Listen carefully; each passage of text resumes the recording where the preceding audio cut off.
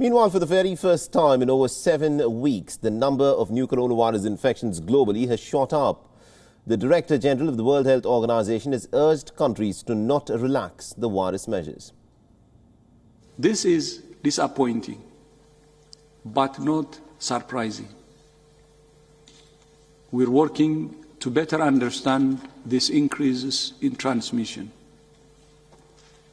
Some of it appears to be due to relaxing of public health measures, continued circulation of variants, and people letting down their guard.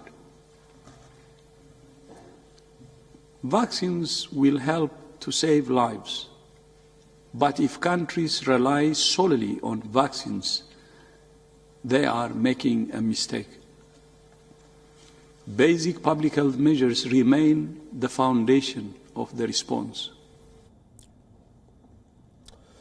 Now, Dr. Tedros Adhanom has criticized the rich nations for hoarding up on vaccine doses, saying that it was in everyone's interest for the vulnerable people to be protected around the world. Now, amongst the nations from the WHO's COVAX program, only Ghana and Ivory Coast have begun vaccinating their citizens. It's regrettable that this comes almost 3 months after some of the wealthiest countries started their vaccination campaigns. And it's regrettable that some countries continue to prioritize vaccinating younger, healthier adults at lower risk of disease in their own populations ahead of health workers and older people elsewhere. Countries are not in a race with each other.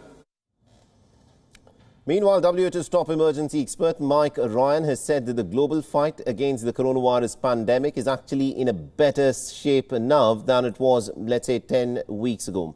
However, it is still very early to say that the virus is coming under control. We're beginning to see data, important and significant data, that shows that many of the vaccines do appear to impact and adjust the way in which the virus transmits and decrease the risk of individuals being infected or passing on that infection. That is really, really encouraging.